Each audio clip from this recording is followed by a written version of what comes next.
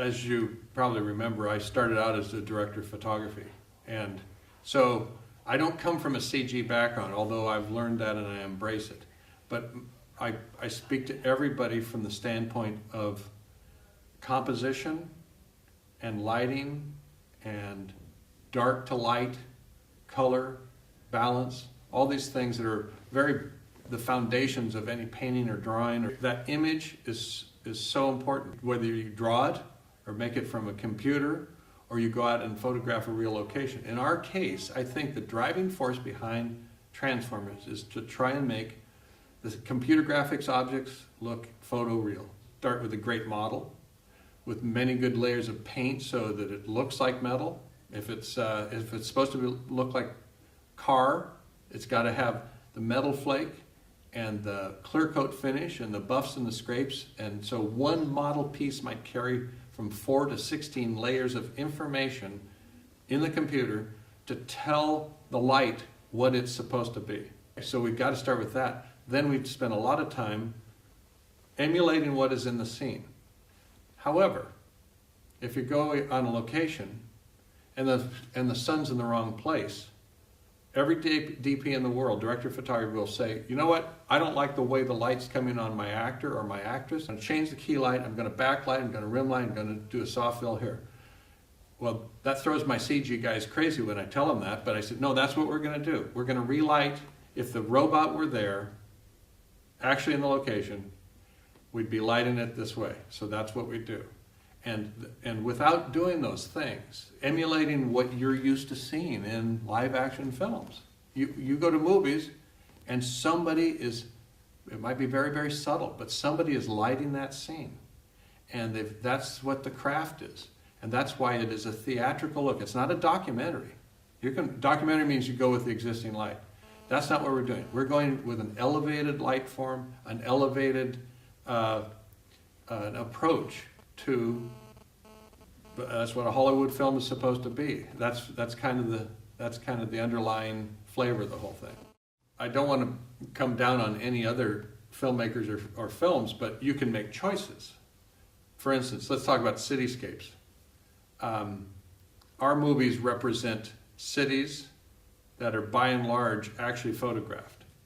And if we have to fly a virtual camera down a street, we've photographed, at this point in time, we've photographed nearly over a mile of a corridor in Chicago, both sides of the street, all times of the day. We can light it in any time of the day. So and then there's a way we can photo model that and fly a camera through it. You can build a computer graphic city. You can, from scratch. But that's not the look of Transformers. So we generally start always with photography. At least that's what I have my guys do. And now we do synthetic backgrounds. A lot of the interior, the night ship inside is synthetic, but we still started with photographs and things of, real metal. What does real metal plate look like? All that sort of thing for reference, so that we at least extrapolate from real world. That was a new department we had created that would do things like the night ship interior, and we could carve sections of the movie off for them. But it turned out that those got so render heavy. Those are the big sweeping interiors where the camera's moving all over, and you see miles down the corridor, and it's complicated surface textures, complicated geometry, way too many pieces of geometry in every shot, difficult lighting, all that stuff. In an additive way, it would take days and days just to do one shot. So we got slammed. We had to add extra computing power to the building because we were right up against it. And that's what happens is you gauge everything based on what you think it's going to be. And unfortunately, our predictors were correct. They were calling for worst case scenario, and a lot of people say, well, we're not going to hit that. Well, we got pretty close. So that's kind of what we had to, but manpower wise, I would say the pinch always comes down to the compositors. We always have really great compositors ready to receive, but they get pretty hit at the end. They're like our finished carpenters, you might say. And everything can pile up, and these movies, unfortunately, have a lot of changes in the animation right to the end, and Michael will keep changing dialogue or changing shots, and we oblige. We want it to be better as much as possible, but all those animation changes means rigging changes and means facial animation changes and all these things that pile up into the lighting and into the compositing, and maybe we've got the layout already fixed, but then it hits the composers, and also it might affect the hard surface, all the hard body sims because of what the animation now does.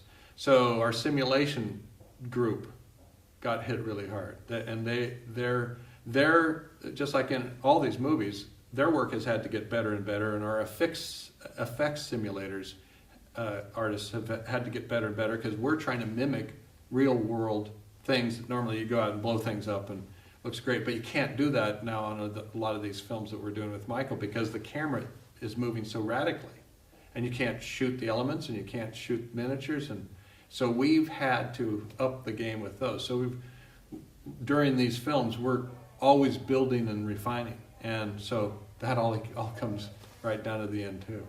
The last time I was here, I've only been with one other time. It was kind of unfair because I think I was here just for a couple of days and I had to move on to the next venue, and so I actually didn't get to hear but I think one speaker that time. So at least I've gotten to hear a lot of the speakers. This is unusual. It's very cool because there are a lot of people that I get to hear that I never hear anyplace else. I go to like SIGGRAPH, it's quite a bit larger, and it's a completely different setup, completely different venue. This is very personal and close in, and the focus has been really very, very interesting with the different speakers.